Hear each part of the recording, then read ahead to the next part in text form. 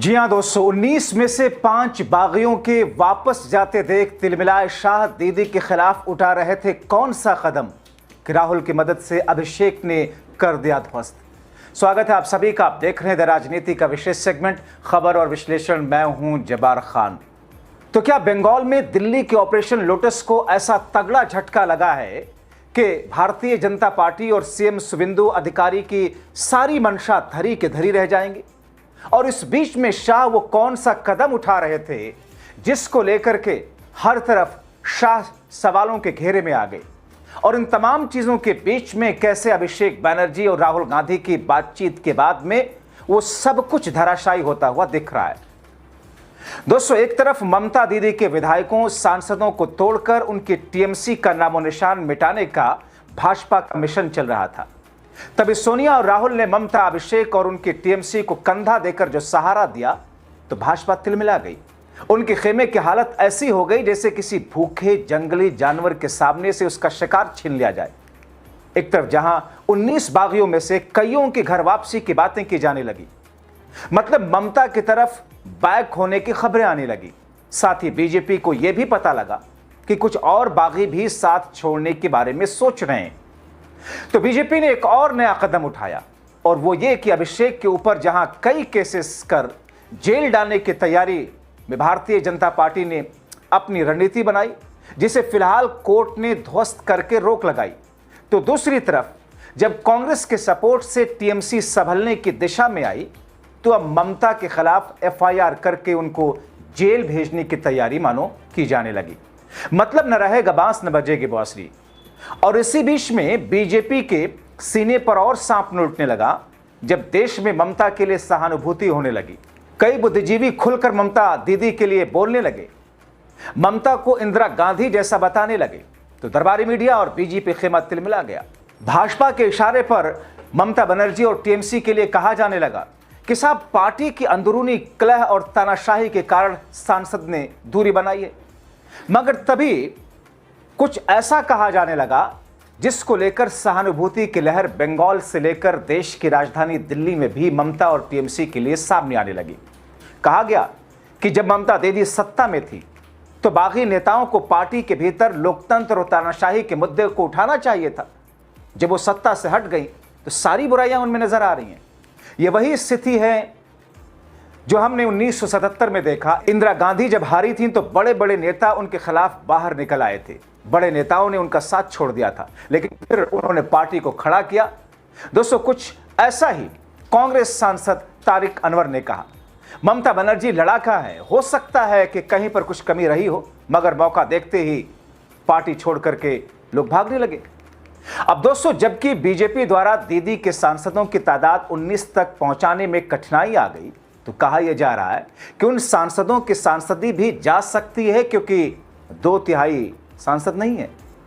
तो अब ऐसे में बीजेपी ने नया कदम क्या उठाया? ममता के खिलाफ एफआईआर दर्ज कराकर दरअसल ममता बनर्जी पर लगभग 2 महीने पुराने एक मामले को हेट स्पीच से जोड़ करके एफआईआर दर्ज करा दी। कोलकाता पुलिस ने इसे नफरत फैलाने वाला बता करके मामला दर्ज कर लिया। ममता बनर्जी पर पश्चिम बंगाल विधानसभा चुनाव से पहले कोलकाता में एक विरोध प्रदर्शन के मंच से कथित तौर पर सांप्रदायिक टिप्पणी करने का आरोप लगाया गया, जिसमें बीएनएस की धारा 196(1), 351(2), 352(2) के तहत हेयर स्ट्रीट पुलिस स्टेशन में मामला दर्ज किया गया। अब दोस्तों, बीजेपी ये कहती है कि ममता ने चुनाव प्रचार के दौरान अपने भाषण में कहा था कि हम हैं इसलिए आप सब सुरक्षित हैं। अगर हम यहां ना होते तो जब कोई खास समुदाय एक गुट बनाकर आपको घेरता तो आपको 1 सेकंड में खत्म कर देते। दोस्तों, मैं मानता हूं कि चुनाव के दौरान केंद्रीय बलों को लगा करके वोट में धांधली की खबरों के बीच ममता ने आक्रोशित होकर के ऐसे शब्दों का प्रयोग किया जो नहीं करना चाहिए था। मगर तब क्या, जब खुद प्रधानमंत्री, माननीय गृह मंत्री, उत्तर प्रदेश के मुख्यमंत्री कहते हैं इकट्ठा होकर भाजपा को वोट दो, बटोगे तो कटोगे। यूपी में शिया मुस्लिमों के लिए कहते हैं कि जब ताजिए के दौरान करंट लगने से एक व्यक्ति की मौत पर मुआवजे के लिए प्रदर्शन हो रहा था तो योगी ने क्या कहा था कि इनको डंडे मारकर भगाओ, ये लातों के भूत हैं, बातों से नहीं मानते। दिल्ली चुनाव में शाह ने कहा था ईवीएम पर बटन इतने जोर से दबाओ कि करंट शाहीन बाग को लगे। दोस्तों शाहीन बाग में 99% मुस्लिम रहते हैं। मोदी जी ने कहा था कि ये लोग आपके मंगलसूत्र छीन ले जाएंगे, कांग्रेस आपकी संपदा छीनकर मुस्लिमों को दे देगी, ज्यादा बच्चा पैदा करने वाले आपके गाय भैंस ले उड़ेंगे। इनके पुलिस अफसर कहते हैं कि सेवैयां खिलानी है तो पहले गुजिया खाना होगा, मतलब पूरा भाजपा का पक्ष। 25 करोड़ की गर्लफ्रेंड, मोदी जी ने कहा 4 मई के बाद उल्टा लटका देंगे इसी बंगाल चुनाव में। किसने कहा? शाह जी ने कहा। मतलब इन सब चुनाव प्रचार के दौरान बोले गए शब्दों जुमलों का कोई मतलब नहीं। किसी चुनाव आयोग, किसी पुलिस प्रशासन के कानों पर रू नहीं जेकती। मगर ममता बनर्जी के उस बयान को लेकर के, जो कि आमतौर पर रैलियों में विरोध प्रदर्शन के दौर बहुत कुछ कहा जाता है, जिसे कई बार कोर्ट भी उसे राजनीतिक तौर पर दिया गया आरोप पलटवार ही मानता है, उस पर एफआईआर दर्ज। दोस्तों ऐसे सैकड़ों बयान हैं, कितने बयान मैं आपको दिखाऊं जो भारतीय जनता पार्टी की तरफ से दिए गए, मगर उनके खिलाफ चुनाव आयोग मौन, पुलिस प्रशासन मौन, मीडिया मौन, देश के तथाकथित बुद्धिजीवी मौन, कोई एफआईआर नहीं। मगर ममता के खिलाफ जब कुछ नहीं मिला तो उनके बयानों को आधार बना करके एफआईआर कराकर तंग किया जा रहा। दोस्तों ममता ही नहीं, इससे पहले सांसद और टीएमसी महासचिव अभिषेक बनर्जी के खिलाफ चुनाव प्रचार के दौरान कथित तौर पर दिए गए उनके बयानों को लेकर एफआईआर दर्ज की गई है। मतलब सत्ता का ऐसा दुरुपयोग शायद ही कभी देश ने देखा हो। जबकि दोस्तों बंगाल चुनाव के नतीजे जब आए तो उसके 1 या 2 दिन के बाद, जहां तक मुझे याद पड़ता है, आज के मुख्यमंत्री शुभेंदु अधिकारी उस समय कुछ कॉलोनीज में गए थे और वहां लोगों से ये कह रहे थे, आप जाकर के यूट्यूब पर देख लीजिए उनका बयान, कि अपने घरों पर भगवा झंडा लगाओ, यहां से मियाओं को हटाना है, उनका धर्म परिवर्तन कराना है। ये बाकायदा बोला जा रहा था। बीजेपी के एक नेता ने नतीजे आने के बाद क्या कहा था कि 24 घंटों के बाद में टीएमसी का नामो निशान मिट जाएगा, खत्म हो जाएगा। मतलब क्या था उसका? मतलब पहले से टीएमसी तोड़ने की रणनीति थी, तब कोई पुलिस प्रशासन या कोर्ट कोई इसको संज्ञान नहीं लेता। अब जबकि टीएमसी का नामो निशान मिटाने का मिशन चल रहा और तभी सोनिया और राहुल ने ममता, अभिषेक और उनके टीएमसी को कंधा देकर सहारा दिया, तो भाजपा तिलमिला गई।